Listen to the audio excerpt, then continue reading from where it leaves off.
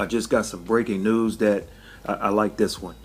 On Sunday, March 11th, from the Turning Stone Resort Casino in Verona, New York, on HBO Boxing After Dark, we got a matchup that fans have wanted for a while now. So it's signed, it's official. We got David Lemieux and Curtis Stevens sign a fight in what is appropriately referred to as a can't miss action slugfest. You asked for it, fans. You know, team Stevens, team Lemieux, main events. They heard what the fans asked for, and we got it. We got it. It's going to be an 11 o'clock p.m. Eastern time start. So those of you who have gotten used to the 10 o'clock and sometimes 9:45, this will be an 11 o'clock start. And NABO middleweight champion David Lemieux, 36 wins, 3 losses, 32 big wins by knockout, will go toe-to-toe with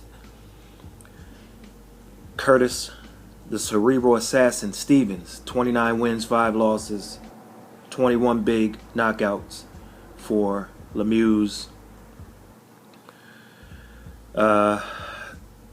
NABO title.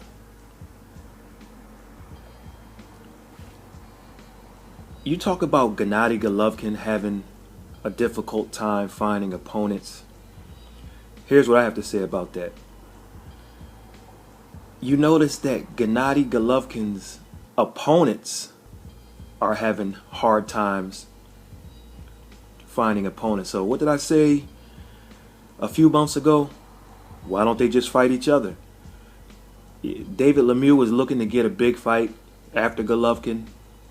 Shopped around, couldn't get it. Curtis Stevens looking for a big fight after Golovkin. Shopped around. He got on the undercard and won a fight on the Canelo undercard. But now, and even what's my guy name? Willie Monroe Jr. Same deal. After the Golovkin loss, he's looking to get his name back into the mix and couldn't find it. Some of that has to do with the fact that these guys were willing to take the challenge. Another reason is that there were guys out there who want to call Golovkin's name out for their own publicity. Okay, fight someone he fought. Not only were they scared that they wouldn't do as well with those guys as Golovkin did, but they might have actually lost. These are when you talk about world-class fighters, especially the Monroe, who can give you the movement, the angles. When you talk about Stevens, he's a pressure fighter. When you talk about Lemieux, his power. I mean, how come nobody wanted to test these guys afterwards? So it's a natural for these two to fight each other. If I'm Willie Monroe Jr., I'm gonna be ringside to see if I can get a piece of the winner, or even the loser for that matter. But big news, great fight. I mean, on paper, fight of the year. Ticket prices and the undercard, they're gonna announce that shortly. So there we have it. I mean, I don't want to take too much time. I mean, not many words are needed for this one. Oscar De La Hoya, quote, "We often see fighters pretend not to like each other to help draw an audience. But these two guys aren't faking it.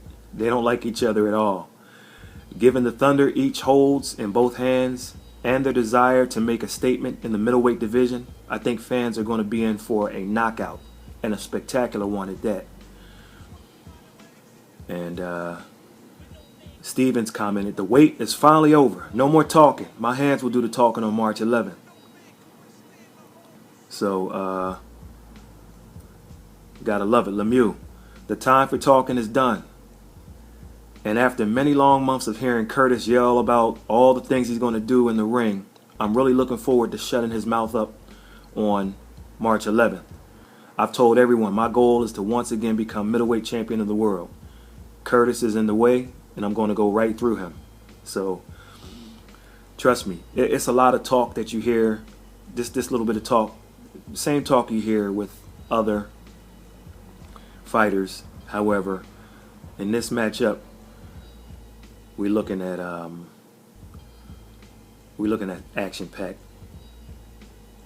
something that might remind us of another fight in the same location, Matisse versus Provodnikov back in 2015, which was, I believe, most people's fight of the year. So